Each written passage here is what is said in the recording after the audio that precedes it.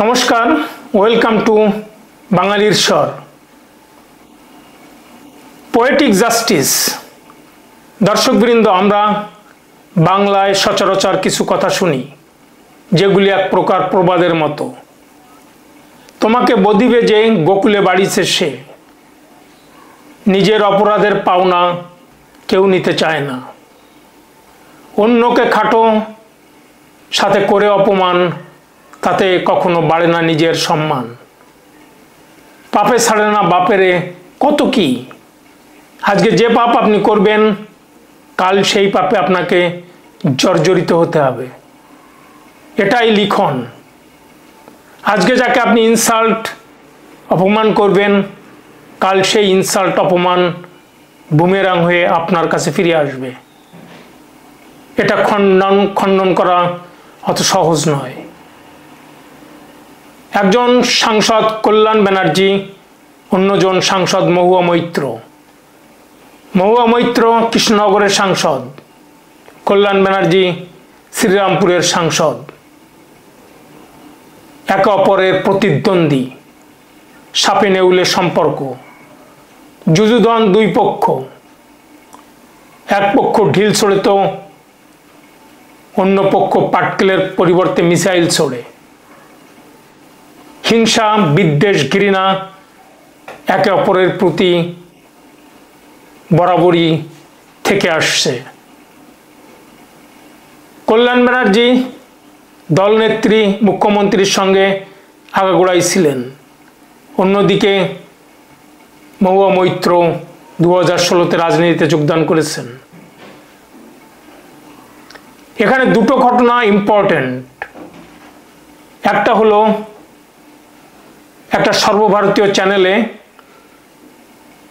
মহুয়া মৈত্র কল্যাণ ব্যানার্জিকে শুয়োর বলেছেন এবং গতদিন কল্যাণ ব্যানার্জি মুখ্য সচেতকের পদ হারালেন অভিষেক ব্যানার্জির কাছে। চিফ হুইপের যে পোস্টটি সাময়িকভাবে তার হাতে ছিল সেটা তিনি হারালেন। সেই যে প্রতিদ্বন্দ্বিতা, হিংসা, ঘৃণা শুরু হয়েছিল পার্লামেন্টের মিষ্টির দোকান নিয়ে, সেই সংঘর্ষে মহুয়া মৈত্র হুমকি দিয়েছিলেন কল্যাণ ব্যানার্জিকে দিল্লি পুলিশ দিয়ে অ্যারেস্ট করাবে। কল্যাণ ব্যানার্জি চ্যালেঞ্জ ছুড়ে দিয়েছিলেন, কতটা ক্ষমতা আছে মহুয়া মৈত্রের দেখে নিবে।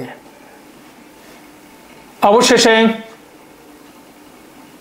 দুই পক্ষই কিছুটা সংঘর্ষের পথ পরিহার করে নিজেদের রাস্তায় ফিরে যান। কিন্তু দ্বৈরথ, প্রতিদ্বন্দ্বী, চাপা ঘৃণা চলতে থাকে। এরপর আসে কসবা কাণ্ড। কসবা কাণ্ডে নির্যাতিতার বিপক্ষে গিয়ে কল্যাণ ব্যানার্জি বলে ফেলেন সহপাঠীরা এর জন্য দায়ী। মোক্ষম সুযোগটি পেয়ে মহুয়া মৈত্র কল্যাণ ব্যানার্জির এগেনস্টে তীর ছুঁড়ে দেন, বলে ফেলেন যে তিনি নারী বিদ্বেষী। এবং নারী বিদ্বেষী বলার পরেই কল্যাণ ব্যানার্জি মহুয়া মৈত্রকে পার্সোনাল অ্যাটাক শুরু করেন। আপনারা যদি সেই ভিডিওটি একবার দেখুন। 40 বছরের বিয়ে ভাঙিয়ে সেই বউকে রেখে দিয়ে তারপর আপনি এসে আরেকটা বিয়ে করলেন। তা কোন নারীর বুকে আপনি আঘাত মারলেন নিজের স্বার্থের জন্য? আর আমি নারী বিদ্বেষী? আমি জানি আপনাকে কিছু মহিলা সাপোর্ট করবে, আর সেই সমস্ত মহিলাদের ক্ষেত্রে যদি একই ঘটনা ঘটে, 30 বছর বিয়ের করার পর তার স্বামীরা যদি ছেড়ে চলে যায়, তখন তারা কি বলবে? আমি নারী বিদ্বেষী আর আপনি কি ভাবতে পারেন? 40 বছর বিয়ে হয়ে গেছে, ডিভোর্স করিয়ে সেই মহিলা কোথায় যাবে বলুন তো আমাকে? তার ছেলে পুলে আছে। She is a greedy lady. I hate her. এরা কবে রাজনীতি এসছে? এর শুরু কি? এ তো রাহুল গান্ধীর বান্ধবী বলে তো কৃষ্ণনগরে কংগ্রেসের পলিটিক্স করত। দর্শকবৃন্দ, আপনারা ভিডিওটি দেখলেন। এখানে তিনি বললেন যে সেই সব থেকে নারী বিদ্বেষী অন্যের সংসার ভাঙিয়ে নিয়েছে রাহুল গান্ধীর বান্ধবী, অনেক কিছুই বললেন। কল্যাণ ব্যানার্জি অনেকটা নিচে নেমে গেলেন। এটা অস্বাভাবিক কিছু নয়, বহুবার তিনি এরকমটি নিচে নেমেছেন। সেই অভিজিৎ ব্যানার্জির দিকে ওয়াকফ বোর্ডের কনভারসেশনে মিটিংয়ে গ্লাস ছুঁড়ে দিয়ে নিজের হাত কেটেছিলেন, সেলাই লেগেছিল। ফলে এটা আনএক্সপেক্টেড কিছু নয়। গত শনিবার ইন্ডিয়া টুডের একটা সাক্ষাৎকারে মহুয়া মৈত্র কল্যাণ ব্যানার্জিকে অ্যাটাক করেন। তিনি বলেন, শুয়োরের সাথে কুস্তি করতে পারবো না, এরা যৌন ক্রিয়ায় অতৃপ্ত। এ ভাষাতেই কল্যাণ ব্যানার্জিকে আক্রমণ করেন। সেটা কল্যাণ ব্যানার্জি হজম করতে পারেননি, পারার কথাও নয়। এরপরে গতদিন মমতা ব্যানার্জি মুখ্যমন্ত্রী, পশ্চিমবাংলার বাংলার মেয়ে দিদি ভার্চুয়াল মিটিং ডেকেছিলেন সমস্ত এমপিদের নিয়ে। সেই ভার্চুয়াল মিটিংয়ে ঠিক মহুয়া মৈত্র যখন গাড়ি থেকে নামে, কল্যাণ ব্যানার্জি তখন ঢুকছিলেন। তাকে দেখেই 180 ডিগ্রি ঘুরে গিয়ে বললেন, বিড়ালটি রাস্তা কেটে দিল, আজ ভালো যাবে না দিনটা। সত্যি সত্যি কল্যাণ ব্যানার্জির দিন ভালো যায়নি। এই মিটিংয়েই সিদ্ধান্ত হয়ে গেল যে সাময়িকভাবে যিনি পদটি ধরে রেখেছিলেন, চিফ হুইপের পোস্ট বা দলীয় সংসদীয় নেতা, অর্থাৎ সেই চিফ হুইপ মুখ্য সচেতক তৃণমূলের সংসদে। ফলে তিনি সাময়িকভাবে এই পদ আঁকড়েছিলেন, কারণ সুদীপ বন্দ্যোপাধ্যায় যিনি এই পদটা সামলাতেন তিনি অসুস্থ এবং তিনি আর পারবেন না বলেই কিছুদিনের জন্য কল্যাণ ব্যানার্জি ওই পদে ছিলেন। কিন্তু পশ্চিমবাংলাতে একটাই পোস্ট, বাকি সব ল্যাম্প পোস্ট। কাল সিদ্ধান্ত হয়ে যায় অভিষেক ব্যানার্জি সেই পদে থাকবেন। কল্যাণ ব্যানার্জিকে ছেঁটে ফেলা হলো। অন্যদিকে মহুয়া মৈত্র কখনো কম যান না, কখনো সাংবাদিকদের 2 পয়সার সাংবাদিক বলতে তার দ্বিধা নেই। অন্যদিকে ইলেকশনের সময় যদি সাংবাদিকরা জিজ্ঞাসা করেন যে এত স্ট্যামিনা কোথায় পান, তিনি বলেন, দৈনন্দিন যৌনতাই আমার এই স্ট্যামিনার প্রধান কারণ। অন্যদিকে কল্যাণ ব্যানার্জিকে দাগিয়ে দিয়েছেন ইন্ডিয়া টুডের সাক্ষাৎকারে যে উনি যৌনতার অতৃপ্তি নিয়ে ভুগছেন। মহুয়া মৈত্র অনেক এক্সপেরিয়েন্সড সুবক্তা এবং অ্যারিস্টোক্রেটিক অ্যাটিটিউড নিয়ে ঘোরাফেরা করেন। সাংসদ হিসেবে বক্তৃতা দিতে পটু। তার কাহিনী সবার কারোরই অজানা নয়। পার্লামেন্টের পাসওয়ার্ড আইডি তিনি দেশের বাইরে পাঠিয়ে দিয়েছেন নিজের স্বার্থে। পার্লামেন্টকে ডকে তোলার জোগাড় করে ফেলেছিলেন। লেনদেনের উপরে, নিজের স্বার্থের উপরে নির্ভর করে তিনি এটা করেছিলেন। সাসপেন্ডও হয়েছিলেন, যেটা এখনো বিচারাধীন। অভিযুক্ত হবেন কিনা সেটা সময়ই বলবে। কিন্তু তিনি যে অঘটন ঘটন পটীয়সী তাতে কোনো সন্দেহ নেই। তিনি আবার পার্লামেন্টে ভোটে জিতে ঢুকে পড়েছেন।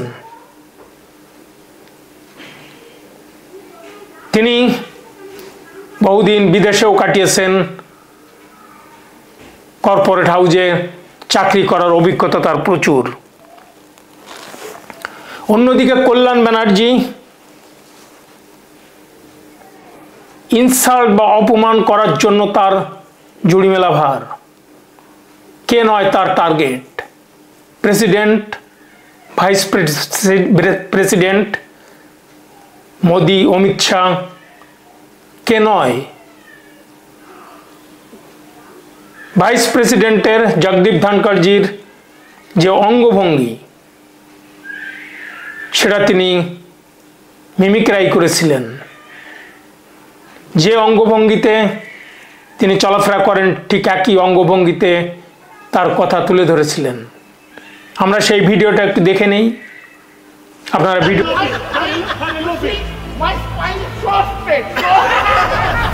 गिरावट की कोई हद नहीं है, गिरावट की कोई हद नहीं है। You are a lawyer? I'm a You are a lawyer? Mr. Narayan is not a good lawyer. How many cases you know?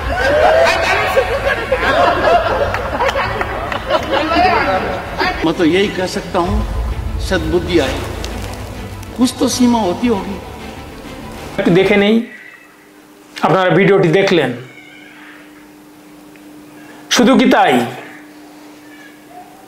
এরপর তিনি বিজেপির যে স্লোগান ছিল আপকি বার 400 পার, সেখানে বিজেপি একাই 240টি আসন পেয়েছে, সেটা নিয়েও তিনি পার্লামেন্টে সুকিতকিত খেলেছেন।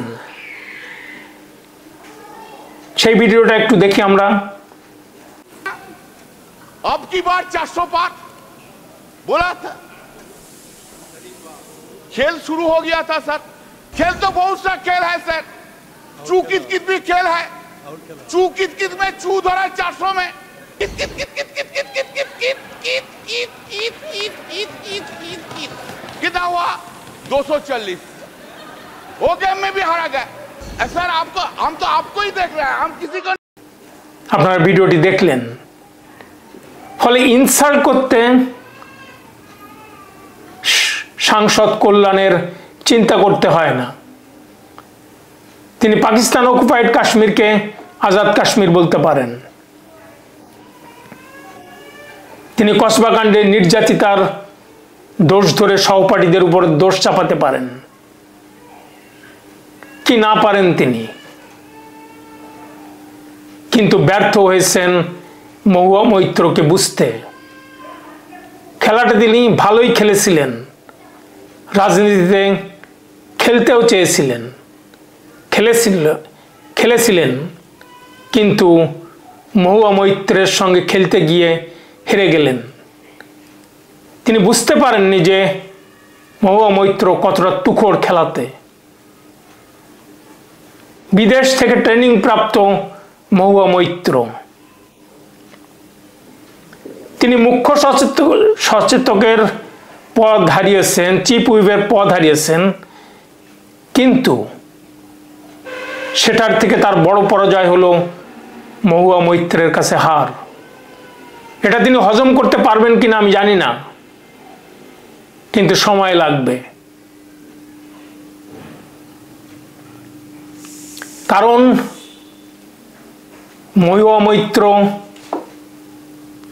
যেভাবে হাত তুলতে বললে হাত তোলেন, মাথা নাড়াতে বললে মাথা নাড়ান, পা তুলতে বললে পা তোলেন, ঘাড় নাড়াতে বললে ঘাড় নাড়েন, কল্যাণ ব্যানার্জি সেভাবে পারবেন না। এই খেলাতেই মহুয়া মৈত্রের কাছে তিনি হেরে গিয়েছেন। তিনি জানেন কিভাবে ম্যানেজ করতে হয়, তিনি জানেন কিভাবে সবাইকে এক করতে হয়। মহুয়া মৈত্রের একটি মাথা নয়, দিল্লির অন্দরে কান পাতলেই শোনা যায় তার 9টি মাথা তার চারিদিকে ঘোরে। ঠিকই তিনি তৃণমূলের সাংসদদের এক করে ধুয়ো তুললেন, রটিয়ে দিলেন যে কল্যাণ ব্যানার্জির যে কর্মপদ্ধতি তাতে সমন্বয়ের অভাব আছে। সবাইকে এক কাট্টা করে তৃণমূল নেত্রীর কাছে পৌঁছে দিলেন। সাংসদ কল্যাণ ব্যানার্জি আর যাবেন কোথায়? কাটা পড়ে গেলেন। মুখ্য সচেতকের পদ হারিয়ে তিনি এখন এমপি মাত্র। তিনি কথাবার্তা ওলট পালট বলবেন বিধায় অভিষেক ব্যানার্জি তাকে ফোন করেন এবং তার থেকে তিনি সুর নরম করেন। কিভাবে সুর নরম করলেন, কি বললেন, সেটা আমরা ভিডিওতে একটু দেখে নেই। কি বলবো বলুন, পার্টিকে জানিয়েছি, পার্টি যা করবে করবে। পার্টি যদি না করে না করবে।